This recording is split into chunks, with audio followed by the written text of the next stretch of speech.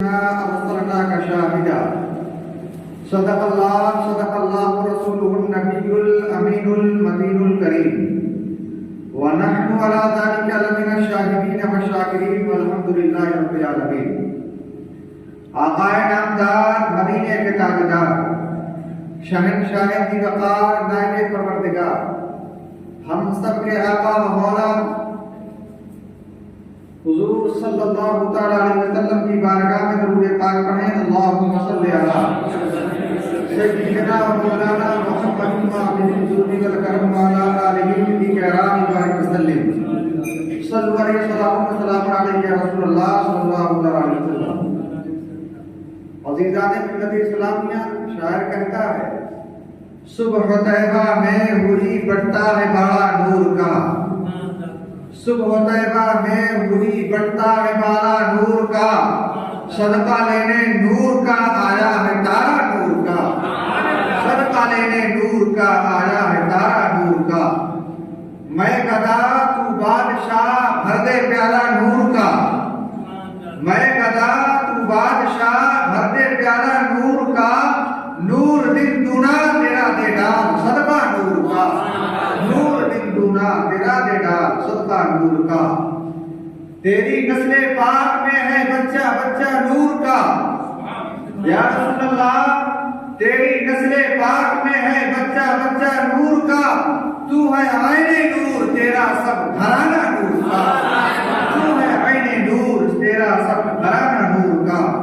عزیزان ملت اسلامیہ، آپ اس مبارک میلاد پاک کی محفل میں حاضر ہوئے. اس کی فضیلت حدیث پاک میں آتی ہے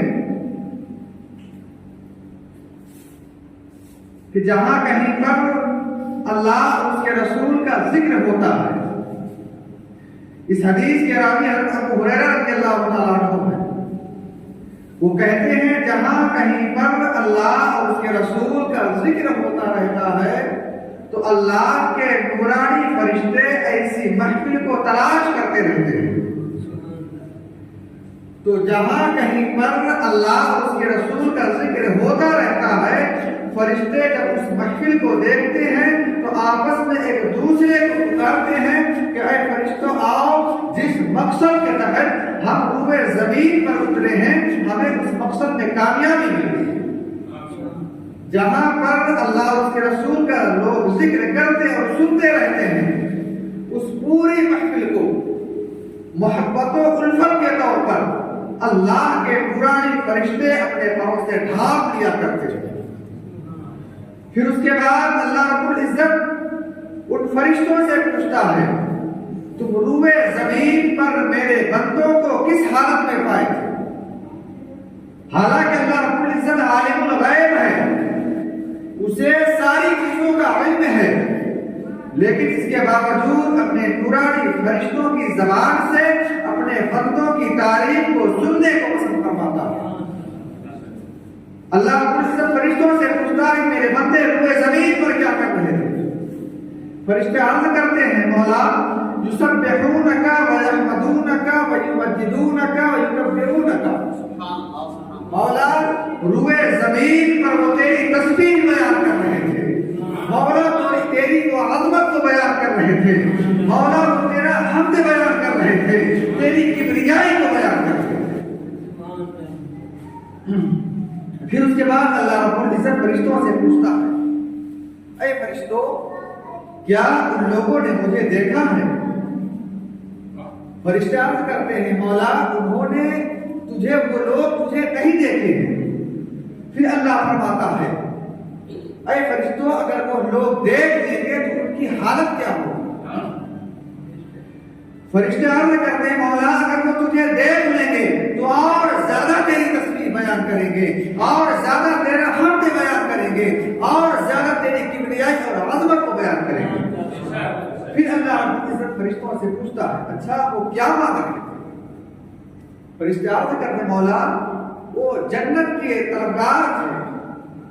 فرشتے اللہ رب العزت فرشتوں سے پوچھتا ہے اچھا کیا وہ لوگ جنت کو دیکھے؟ فرشتے عرض کرتے ہیں مولا ان لوگوں نے جنت کو نہیں دیکھا. پھر اللہ رب العزت فرشتوں سے پوچھتا اگر وہ جنت کو دیکھ لیں تو ان کی حالت کیا ہوگی؟ فرشتے عرض کرتے ہیں مولا اگر وہ جنت کو دیکھ لیں تو اور زیادہ اس کے طرفدار ہو جائیں گے اور زیادہ اس کے حریص ہو جائیں گے۔ پھر اللہ رب العزت فرشتوں سے پوچھتا ہے وہ کس چیز سے پناہ مانگ رہے تھے؟ فرشتے عرض کرتے مولا وہ جہنم سے پناہ مانگ رہے تھے۔ اللہ رب العزت فرشتوں سے پوچھتا ہے کیا ان لوگوں نے جہنم کو دیکھا ہے؟ فرشتے عرض کرتے ہیں مولا ان لوگوں نے جہنم کو نہیں دیکھا ہے۔ پھر اللہ پوچھتا ہے اگر وہ جہنم کو دیکھ لے تو ان کی حالت کیا ہوگی؟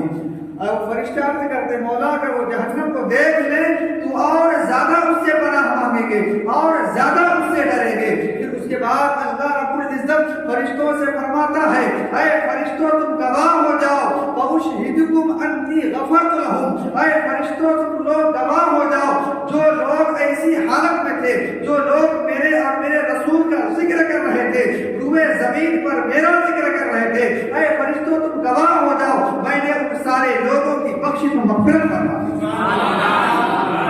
عزیزان ملت اسلامی کی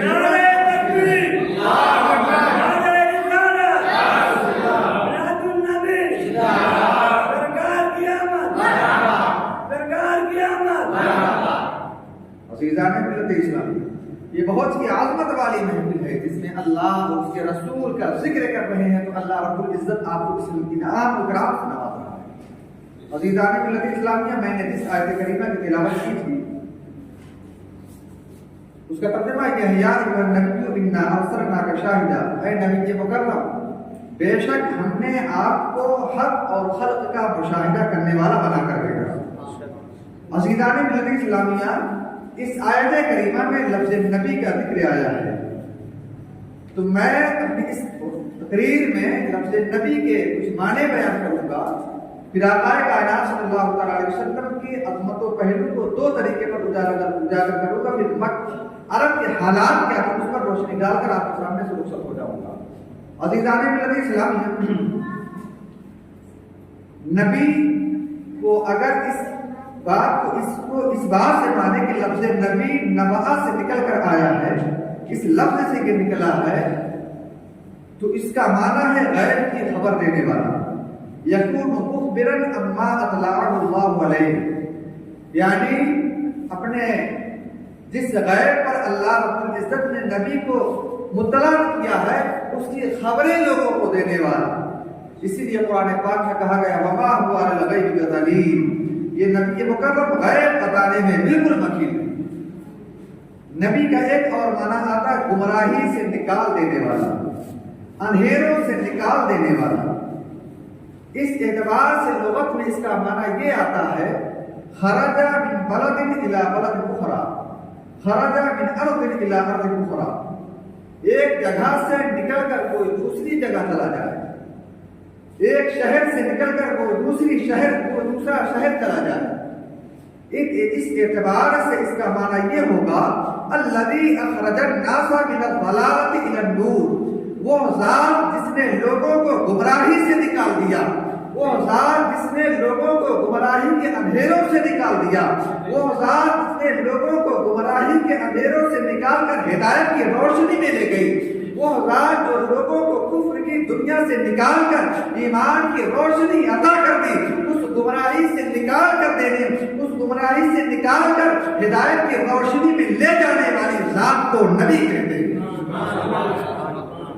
عزیزان ملت اسلامیہ، اسی طرح نبی کا ایک معنی یہ آتا ہے الارتفاع، بلندی۔ نبی کی شان بہت ہی عظمت و بلندی ہے، بلند ہے۔ اس اعتبار سے نبی کا معنی ہے النبوت، یعنی جس کو بلندی ملی، زمین سے بلند ٹیلا، بلند مینار یا بلند جگہ جو دور سے نظر آئے، جس کو دیکھ کر لوگ راستہ پائیں۔ اس اعتبار سے نبی کو اس لیے نبی کہتے ہیں انہ شرف علی سائر الخلق، نبی کو ساری مخلوق میں سب سے بلند بنایا جاتا ہے۔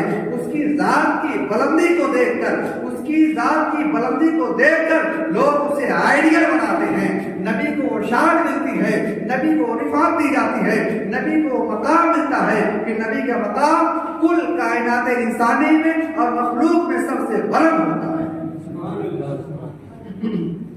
عزیزان ملت اسلامیہ، نبی کا ایک اور معنی ہے ہدایت دے دینے والے، ہدایت کا راستہ دکھانے والے۔ اس اعتبار سے نبی کا معنی ہے النبی کو ہوا طریق والانبیاء طرق الہدا، نبی راستے کو کہتے ہیں اور انبیاء وہ ذوات ہیں جو بھولے ہوئے کو ہدایت کا راستہ دکھاتے ہیں۔ نبی کی رات ایک نئی راہ اور نئی طرز دیتی ہے۔ جب لوگ بھولے ہوئے، بھٹکے ہوئے اور گمراہ ہوتے ہیں، انہیں نہ اپنی پہچان ہوتی ہے اور نہ اپنے خالق کی پہچان ہوتی ہے، نہ اپنی ذمہ داریوں کا احساس ہوتا ہے اور نہ دوسرے کے ساتھ تعلقات کی نوعیت کی معرفت ہوتی ہے۔ وہ محض گمراہی، لاعلمی، بے خبری، جہالت اور ضلالت میں ہوتے ہیں۔ تو لغت کے اس اعتبار سے نبی کا معنی یہ ہوتا ہے جب نبی مبعوث ہوتا ہے تو بھولے ہوئے انسانوں کو ہدایت کا راستہ دکھاتا ہے۔ اس نبی کی ذات، سیرت، وجود، عمل، طور طریقے اور اسوہ شعار میں خود ایک راستہ ہوتا ہے جو بھولے ہوئے کو حق کی طرف لے جاتا ہے۔ اور نبی ایسا راستہ دکھاتا ہے کہ بندے کو نہ صرف اپنی بلکہ اپنے خالق و مالک کی پہچان ہو جاتی ہے۔ اپنی اور دوسرے لوگوں کے ساتھ نوعیت کی معرفت کی نوعیت کی پہچان کے ساتھ ساتھ وہ اچھے برے کو بھی جان جاتا ہے۔ گویا ایک کامل ہدایت کا راستہ دے دینے والے اور انسانیت کے لیے خود راستہ بتانے والی ذات کو نبی کہتے ہیں۔ عزیزان ملت اسلامیہ، نبی کا ایک اور آخری معنی یہ ہے جدائی علیحدگی۔ قرآن پاک میں ہے تتجافا جنوبہم عن المضاجع، ان کے پہلو ان کی خوابگاہوں سے جدا رہتے ہیں۔ نبی دو طریقے سے ہم سے جدا ہوتا ہے۔ نبی اپنی ذات کے اعتبار سے ہم سے جدا ہوتا ہے اور نبی معاشرہ کے اندر جو رسم و رواج ہوتا رہتا ہے، جو برے رسم و رواج رہتے ہیں، ان سے ہم سے جدا ہوتا ہے۔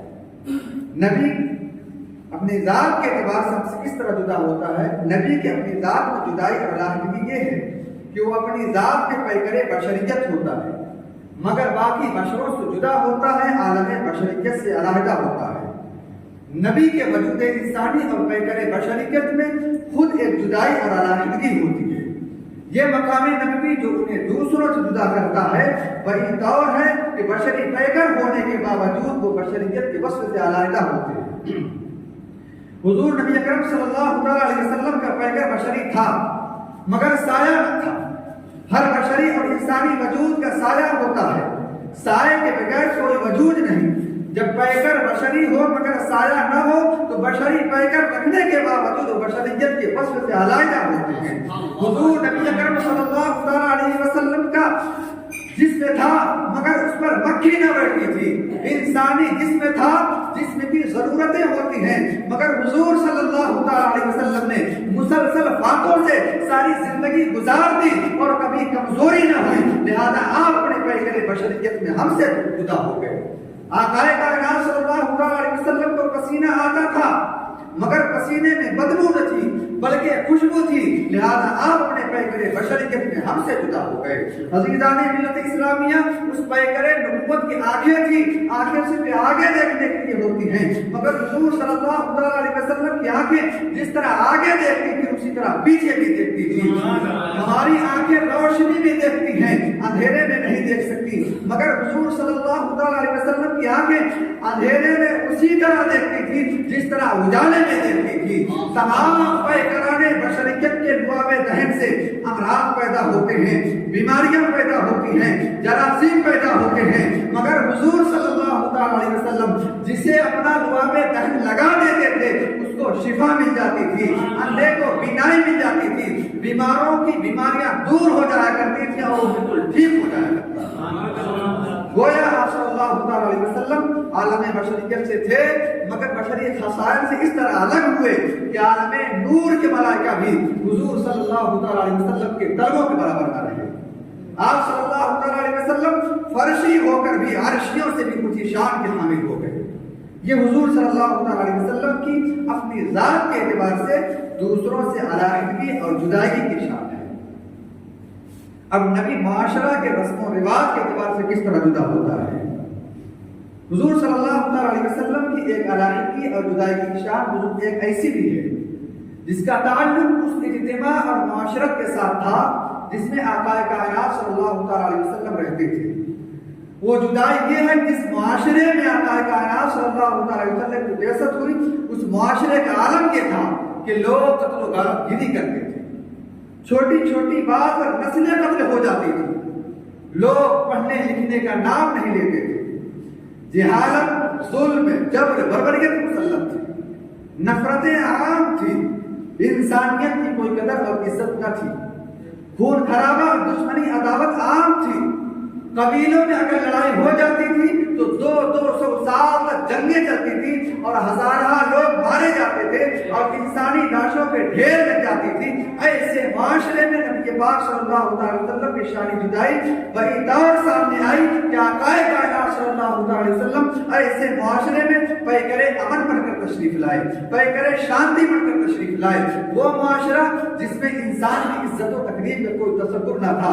آقا کائنات صلی اللہ علیہ وسلم اس معاشرے میں رہے اور اس معاشرے کے برے رسم و رواج سے علیحدگی اختیار کرتے ہوئے انسان کی تکریم و عظمت کا سبق دیا، قتل و غارت گیری سے منع کیا، ان پڑھوں کو پڑھنا لکھنا سکھایا، خون خرابہ کرنے والوں کو خون کی حفاظت کرنا سکھایا، عزتیں لوٹنے والوں کو عزت بچانا سکھایا، پورے معاشرے میں، پورے سماج میں جبر اور بربریت کرنے والوں کو رحمت کا طریقہ سکھایا۔ اس طرح آقا کائنات صلی اللہ علیہ وسلم اس معاشرے کی روش سے جدا اور علیحدہ ہو گئے۔ عزیزان ملت اسلامیہ، آقا کائنات صلی اللہ علیہ وسلم اسی معاشرے میں رہے، اسی معاشرے میں بچپن، لڑکپن اور جوانی گزاری، اس معاشرے میں شب و روز گزارے جہاں طاقتور کمزور کو غلام بنا لیتے، انہیں کوڑوں سے مارتے تھے، انہیں پتھروں کی سزا دیتے تھے، چھوٹی چھوٹی بات پر قتل کر دیتے تھے، لیکن آقا کائنات صلی اللہ علیہ وسلم اس معاشرے میں رہے اور اس معاشرے میں رہتے ہوئے آقا کائنات صلی اللہ علیہ وسلم نے اس معاشرے کو اپنا استاد نہیں بنایا، اپنا ٹیچر نہیں بنایا، اپنا معلم نہیں بنایا، بلکہ ایسے معاشرے میں رہتے ہوئے لوگوں کی تربیت کرتے ہوئے نظر آئے، ایسے معاشرے میں رہتے ہوئے لوگوں کو ہدایت کی روشنی عطا کرتے نظر آئے، ایسے معاشرے میں آقا کائنات صلی اللہ علیہ وسلم اس معاشرے کو پیکر و امن شانتی کا پیغام دیتے ہوئے نظر آئے۔ آقا کائنات صلی اللہ علیہ وسلم اس طرح کردار، آئیڈیات، فکر، سوچ، تعلیم اور عمل کی جدائی سے اس قتل و غارت گیری والے معاشرے کو، اس 200 سال چلنے والے جنگوں والے معاشرے کو آقا کائنات صلی اللہ علیہ وسلم نے امن، سکون، رحمت، بھائی چارگی کا مرکز و منبع بنا دیا۔ اس طرح آقا کائنات صلی اللہ علیہ وسلم اس معاشرے کے رسم و رواج سے علیحدہ ہو گئے۔ عزیزان ملت اسلامیہ، عرب معاشرہ کس راستہ اور روش پر گامزن تھا، اور جو نیا راستہ میرے آقا صلی اللہ علیہ وسلم نے عطا کیا، ان دونوں کا تذکرہ سیرت کتاب میں مذکور ہے۔ آئیے اس پر بھی مختصر سی روشنی ڈال دیں۔ عزیزان ملت اسلامیہ، 5 یا 6 سن نبوت میں جب مکہ کے لوگوں نے مسلمانوں پر ظلم و ستم کی حد کر دی، صحابہ کرام تعداد میں قلیل ہونے کے اعتبار سے کمزور اور پریشان حال تھے۔ ان حالات میں آقا کائنات صلی اللہ علیہ وسلم نے انہیں حبشہ کی طرف ہجرت کرنے کا حکم صادر فرمایا۔ تقریباً 83 افراد پہلی مرتبہ اور 18 افراد دوسرے مرحلہ میں حبشہ چلے گئے۔ جب مسلمان حبشہ چلے گئے تو کفار قریش کو اس بات کا علم ہوا، پتہ چلا کہ مسلمان حبشہ میں پناہ لے چکے ہیں، تو قریش مکہ نے اپنے کچھ وفد کو تحفے تحائف دے کر مکہ کے بادشاہ کے پاس روانہ کیا، نجاشی بادشاہ کے پاس روانہ کیا کہ اس کے پاس جاؤ اور اس کو تحفہ تحائف دے کر جو ہمارے یہاں مسلمان گئے لوگ ہیں ان کو واپس لے کر آؤ۔ جب یہ وفد قریش مکہ کا وفد بادشاہ حبشہ کے پاس پہنچا تو نجاشی بادشاہ نے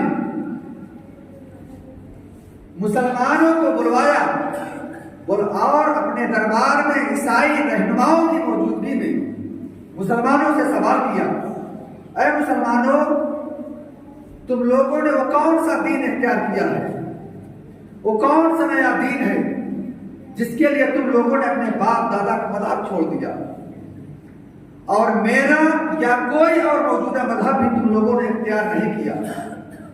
وہ کون سا نیا دین ہے جس کے لیے تم لوگوں نے اپنے دین کو چھوڑ دیا اور موجودہ مذہب بھی اختیار نہیں کیا اور اپنے پرانی روش سے پھر گئے ہو؟ یہ لوگ ایسا ایسا بتا رہے ہیں، جو وہاں سے وفد آیا تھا وہ لوگ ایسا ایسا تمہارے بارے میں بتا رہے ہیں کہ تم لوگوں نے غلط طریقہ اختیار کر لیا ہے۔ تو اس پر مسلمانوں کی طرف سے حضرت جعفر بن ابی طالب رضی اللہ تعالیٰ عنہ کھڑے ہوئے اور دین محمدی کے 10 نمایاں پہلو ان لوگوں کے سامنے، بادشاہ کے سامنے بیان کیے۔ آپ نے فرمایا ایھا الملک کنا قوما اہل جاہلیۃ نعبد الاصنام ونقطع الارحام ونسیء الجوار ونقطع الارحام ویأکل القوی منا الضعیف۔ اے بادشاہ، ہم جاہل، غیر تہذیب یافتہ اور وحشی قوم تھے، ہم بتوں کی پوجا کیا کرتے تھے، ہم مردار کھایا کرتے تھے، ہم رشتوں کو توڑ دیا کرتے تھے، ہم قطع رحمی کیا کرتے تھے، ہم پڑوسیوں کے حقوق سے ناآشنا تھے، ہم پڑوسیوں کے حقوق کو نہیں پہچانتے تھے، ہم میں سے طاقتور کمزوروں کو کھا جایا کرتا تھا، ہم میں سے طاقتور کمزوروں پر ظلم کیا کرتا تھا۔ فَكُنَّا عَلَى ذَلِكَ حَتَّى بَعَثَ اللَّهُ إِلَيْنَا رَسُولًا مِنَّا نَعْرِفُ نَسَبَهُ وَصِدْقَهُ وَأَمَانَتَهُ وَعَفَافَهُ فَدَعَانَا إِلَى اللَّهِ لِنُوَحِّدَهُ وَنَعْبُدَهُ وَنَخْلَعَ مَا كُنَّا نَعْبُدُ نَحْنُ وَآبَاؤُنَا مِن دُونِهِ مِنَ الْحِجَارَةِ وَالْأَوْثَانِ۔ ہم انہی برائیوں، انہی طریقے، انہی روش پر تھے کہ اللہ تبارک و تعالیٰ نے ہمارے درمیان ہمیں میں سے ایک رسول مبعوث فرمایا، جس کا نسب، جس کی امانت داری، جس کی پاک دامنی ہم جانتے ہیں۔ انہوں نے ہمیں ایک اللہ کی طرف بلایا کہ ہم ایک اللہ کی طرف آئیں، ہم اس کی وحدانیت کو تسلیم کریں، ہم اس کے یکتا ہونے کو تسلیم کریں، ہم اس کی عبادت کریں، ہم اس کی بارگاہ میں اپنی پیشانی کو جھکائیں، اور ہم ان پتھروں اور بتوں کی پوجا کو چھوڑ دیں جن کی ہم اور ہمارے باپ دادا پرستش کرتے چلے آ رہے تھے۔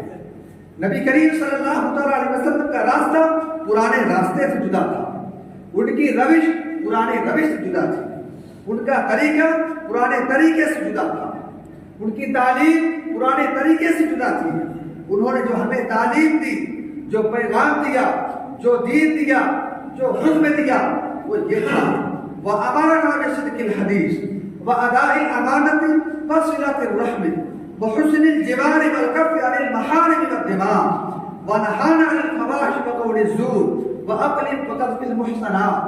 انہوں نے ہمیں سچ بولنے کا حکم دیا، امانت ادا کرنے کا حکم دیا، صلہ رحمی کرنے کا حکم دیا، ہمیں برائیوں سے رکنے کا حکم دیا، پاک پاس اور عورتوں پر تہمت نہ لگانے کا حکم دیا، یتیم بچوں کے مال نہ کھانے کا حکم دیا، اور ہمیں حکم دیا ہم جھوٹ نہ بولیں، یتیم کا مال نہ کھائیں۔ بس ہم نے ان کے طریقے کو اپنایا، ان کی روش کو اپنایا، ان کے دین کو اپنایا، ان کے مذہب کو اپنایا، ان کی تعلیم کے طریقے کو اپنایا۔ انہوں نے جو ہمیں بتایا ہم نے اس کو قبول کیا۔ بس ان ساری چیزوں کو قبول کرنے کے نتیجے میں ہماری قوم ہمارے خلاف ہو گئی۔ جب حضرت جعفر بن ابی طالب رضی اللہ تعالیٰ عنہ نے یہ دین کی ایک نمایاں پہلو بادشاہ نجاشی کے سامنے رکھے تو وہ نجاشی بادشاہ نے کہا، اے مسلمانوں، یہی تو ہمارے دین میں بھی یہی حکم ہے، جن چیزوں کا تمہیں حکم دیا ہے، اے مسلمانوں اب تم بلا خوف و خطر ہمارے ملک میں رہ سکتے ہو، تم پر کوئی ظلم نہیں کر سکتا ہے، تم بلا خوف و خطر ہمارے ملک میں رہ سکتے ہو۔ وہی نجاشی بادشاہ جو کفار قریش نے تحفہ تحائف دے کر وفد کو بھیجا تھا، ان کے تحفے تحائف کو واپس دے کر ان کو واپس کر دیا۔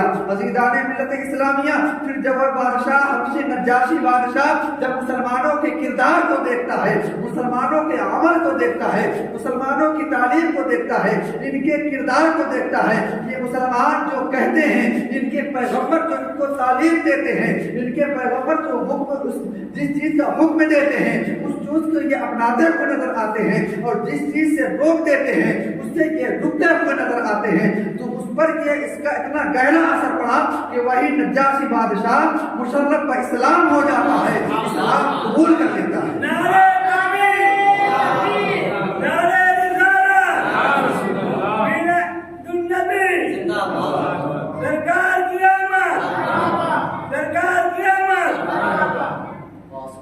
عزیزان ملت اسلامیہ، یہ کس کا کردار تھا؟ مسلمانوں کا کردار تھا. پیغمبر اسلام صلی اللہ علیہ وسلم کے تربیت یافتہ وہ صحابہ کرام جو گئے تھے، دوسرے ملک میں گئے تھے، ان کے خلاف سازشیں بھی ہو رہی تھی، ان کے خلاف تحفہ و تحائف دے کر بھیجا گیا تھا کہ ان لوگوں کو واپس ہمارے یہاں بھیج دو تاکہ پھر ہم ان پر ظلم و زیادتی کریں. لیکن جب مسلمانوں نے اپنی ان باتوں پر عمل کیا اور اپنی بات کو اس کے سامنے رکھا، پھر اس بادشاہ نے مسلمانوں کی سچائی کو دیکھا تو اس نے یہ فیصلہ کیا کہ ہم ہمارے ملک میں تم رہ سکتے ہو، تم پر کوئی ظلم و زیادتی نہیں کر سکتا ہے. پھر اس کے بعد اس پر یہ گہرا اثر پڑتا ہے کہ وہ خود بخود مشرف اسلام ہو جاتا ہے. یہی وہ بادشاہ ہے جس کی نماز جنازہ آقائے کائنات صلی اللہ علیہ وسلم نے غائبانہ طور پر نماز جنازہ تھا. اسلامیہ، یہ وہ ہمارے کردار تھے.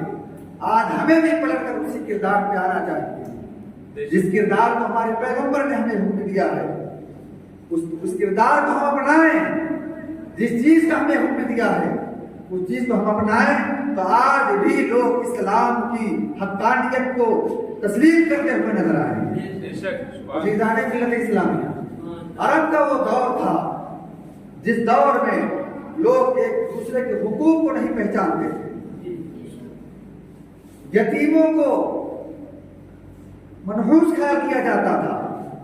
قرآن میں آتا فذلک الذی یدعو الیتیم، وہ لوگ یتیموں کو دھکے دیا کرتے تھے. لیکن قرآن نے ان کو گلے سے لگایا. ایک مرتبہ ایک صحابی رسول کا مجمع لگا ہوا تھا. آقا کائنات صلی اللہ علیہ وسلم تشریف فرما، صحابہ کرام بیٹھے ہوئے تھے. اتنے میں ایک شخص آیا، اس نے کہا یا رسول اللہ صلی اللہ علیہ وسلم، ہمارا بیٹا صبح سے گم ہو گیا ہے، آپ دعا کر دیجئے کہ ہمارا بیٹا مل جائے. ابھی آقا کائنات صلی اللہ علیہ وسلم ہاتھ اٹھائے ہی نہ تھے کہ ایک شخص آیا. اس شخص نے کہا یا رسول اللہ صلی اللہ علیہ وسلم، میں فلاں باغ کی طرف سے آ رہا ہوں، میں نے فلاں باغ کے پاس میں نے کچھ بچوں کو کھیلتے ہوئے دیکھا ہے، وہاں پر میں نے اس کے بچے کو دیکھا ہے. ابھی اس شخص نے یہ بتایا ہی تھا کہ وہ شخص جس کا بچہ غائب ہوا تھا وہ دوڑ لگا. آقا کائنات صلی اللہ علیہ وسلم نے فرمایا اس شخص کو بلاؤ. اس کو لوگوں نے بلایا تو آقا کائنات صلی اللہ علیہ وسلم نے فرمایا اے شخص بہت جلدی ہے، کیوں اتنی جلدی جا رہے ہیں؟ اس شخص نے کہا رسول اللہ صلی اللہ علیہ وسلم، میرا بیٹا صبح سے غائب ہوا ہے، مجھے تڑپ ہے، اس کی ماں تڑپ رہی ہے. تو آقا کائنات صلی اللہ علیہ وسلم نے فرمایا ٹھیک ہے، جاؤ تم خود اپنے بیٹے سے ملو، اس کے ماں سے بھی ملواؤ، لیکن ایک بات یاد رکھنا، جب تم وہاں جانا تو اپنے بیٹے کو بیٹا کہہ کر نہ پکارنا. اس نے کہا یا رسول اللہ صلی اللہ علیہ وسلم، کیوں؟ میرا بیٹا ہے، میں بیٹا کہہ کر کیوں نہ پکاروں؟ تو اس شخص نے کہا آقا کائنات صلی اللہ علیہ وسلم نے فرمایا کہ وہاں کچھ بچے اور کھیل رہے ہیں، وہاں پر کچھ یتیم بچے کھیل رہے ہوں گے. جب تم اپنے بیٹے کو بیٹا کہہ کر پکارو گے تو صبح سے تمہارا بچہ غائب ہے، تمہاری زبان سے شہد کی طرح مٹھاس نکل رہی ہوگی، وہاں پر یتیم بچے ہوں گے، ان کے دل میں بھی آئے گا کاش آج میرا بھی باپ ہوتا تو مجھے بھی بیٹا کہہ کر پکارتا. تو آقا کائنات صلی اللہ علیہ وسلم نے یہ پیغام دیا. آقا کائنات صلی اللہ علیہ وسلم یتیموں کا اس طرح آقا کائنات صلی اللہ علیہ وسلم کی آمد سے پہلے لوگ بیٹیوں کو زندہ دفن کر دیا کرتے تھے. آقا کائنات صلی اللہ علیہ وسلم نے فرمایا فاطمہ بضعۃ منی، اے لوگوں فاطمہ میرے جگر کے ٹکڑا ہے، آج ہم اور آپ اگر اپنی بیٹی کو جگر کا ٹکڑا کہیں تو یہ ہمارے معاشرے کا حصہ ہے، یہ ہمارا کلچر ہے، یہ ہماری فطرت بھی ہے. لیکن جب فطرت سو گئی تھی، لوگ بیٹیوں کو زندہ دفن کر کے فخر سمجھتے تھے. اس دور میں یہ کہنا کہ فاطمہ میری جگر کی ٹکڑا ہے، یہ کلمہ جہاد بھی ہے، کلمہ محبت بھی ہے. اسلامیہ اس دور میں جہاں یہ ماحول بن چکا ہو کہ بیٹیوں کو دفن کر کے فخر کرتے ہو، اس دور میں ایسی بات کرنا یہ کلمہ محبت بھی ہے، کلمہ جہاد بھی ہے. آقا کائنات صلی اللہ علیہ وسلم کا مطبع لگا تھا. ایک صحابہ اپنے اسلام لانے کے پہلے کے واقعہ کو بیان کرتے ہیں.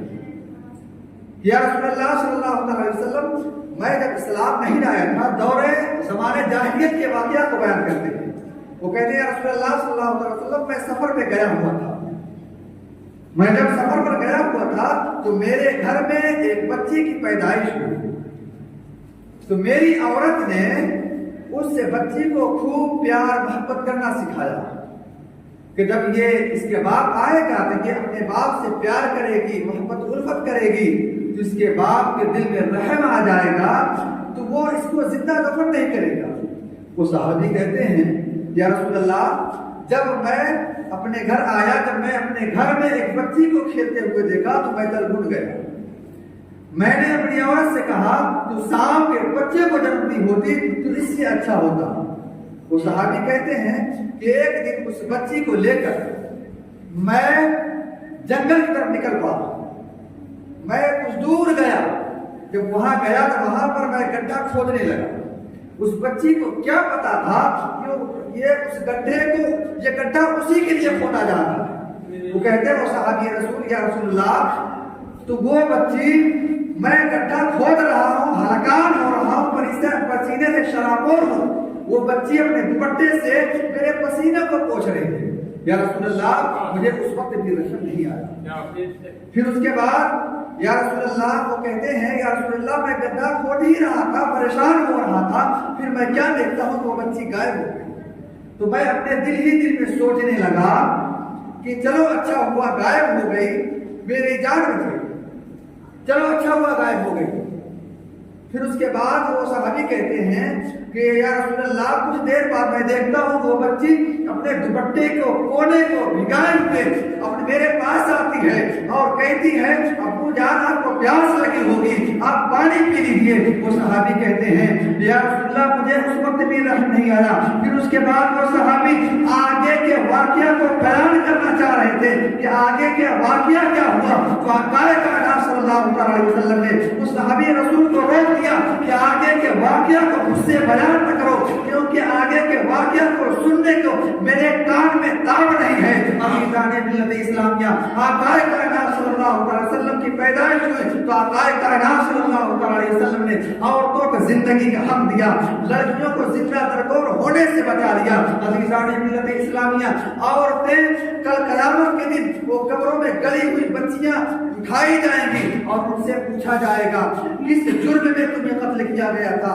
حالانکہ مجرم تو ان کے باپ ہیں، ان سے پوچھنا جانا چاہیے تھا، لیکن اللہ رب العزت ان بچیوں سے پوچھ رہا ہے کہ تمہیں کس جرم میں قتل کیا گیا، تمہیں کس جرم میں مارا گیا. تو علماء اس کا جواب دیتے ہیں کہ بچیوں کا قتل، ان کا زندہ دفن کرنا اتنا بڑا گھناؤنا جرم تھا، اتنا بڑا جرم تھا کہ اللہ رب العزت اس دن ان لوگوں سے بات کرنا بھی گوارا نہ کرے گا. اس لیے اللہ رب العزت ان بچیوں سے پوچھے گا کہ تمہیں کس جرم میں قتل کیا گیا ہے. عزیزان ملت اسلامیہ، آقا کائنات صلی اللہ علیہ وسلم کی آمد ہوئی، آپ کی پیدائش ہوئی. آقا کائنات صلی اللہ علیہ وسلم نے عورتوں کو حقوق دیے، آزادی رائے کا حق اسلام نے دیا. پیغمبر اسلام نے عورتوں کو، لڑکیوں کو زندہ دفن ہونے سے بچایا، لڑکیوں کو مہر کا حق اسلام نے دیا، وراثت کا حق اسلام نے دیا، شوہر کے جائیداد میں حق اسلام نے دیا. عورت کو کھلونا سمجھی جاتی تھی، بدی کا سرچشمہ سمجھی جاتی تھی. بہت کہتے ہیں عورت برائی کا سرچشمہ ہے، اگر نیکی کرنا چاہتے ہو عورتوں سے دور ہو جاؤ. لیکن آقا کائنات صلی اللہ علیہ وسلم نے اپنے اس قول و عمل سے نفی کر دی حضرت عائشہ صدیقہ رضی اللہ تعالی عنہا کے بستر پر آقا کائنات صلی اللہ تعالی علیہ وسلم کو وحی آیا کرتی تھی۔ اگر عورت بدی کا سرچشمہ ہے تو حضرت عائشہ صدیقہ رضی اللہ تعالی عنہا کے بستر پر آقا کائنات صلی اللہ علیہ وسلم کو وحی کیسے آئی؟ اس سے پتہ چلا آقا کائنات صلی اللہ علیہ وسلم نے عورتوں کے حقوق کو بیان کیا۔ لوگ کہتے ہیں کہ اسلام نے عورتوں کو حق نہیں دیا، عورت کی گواہی آدھی ہے۔ اگر اسلام میں عورتوں کا حق جاننا چاہتے ہو تو کہتے ہیں عورت کی گواہی آدھی ہے، اس لیے ہے کہ اگر ایک بھول جائے تو دوسری یاد کرا دے۔ اگر عورت کی گواہی ہی کا اعتبار کرنا ہے تو دیکھو انسان ایک گواہی پر انسان اپنے باپ کو باپ مان لیتا ہے۔ کس کی گواہی؟ ایک عورت کی گواہی پر کہ انسان اپنے باپ کو باپ مان لیتا ہے۔ یہ کس نے اس کو حق دیا؟ یہ پیغمبر اسلام نے اس کو حق دیا ہے۔ یہ کسی بھی اہم معاملے میں دو گواہی کا اعتبار ہوتا ہے، لیکن ایک عورت کو اسلام نے ایسا حق دیا کہ اس کی ایک گواہی کی بنیاد پر انسان اپنے باپ کو باپ مان لیتا ہے، اسی بنیاد پر وراثت ہے۔ اس لیے پیغمبر اسلام کی تعلیمات کو ہمیں اپنانا چاہیے۔ آپ کی سیرت اور جس چیز کا پیغمبر اسلام نے ہمیں حکم دیا ہے ان ساری چیزوں کو ہمیں اپنانا چاہیے، اور جن چیزوں کو روک دیا ہے ہمیں ان ساری چیزوں سے رک جانا چاہیے۔ اور اللہ رب العزت کی بارگاہ میں دعا ہے کہ ہم سب کو ان ساری باتوں پر عمل کرنے کی توفیق رفیق عطا فرمائے۔ آمین آمین یا رب العالمین۔ استغفر اللہ ربی من کل ذنب واتوب الیہ۔ وما علینا الا البلاغ۔ السلام علیکم ورحمۃ اللہ وبرکاتہ۔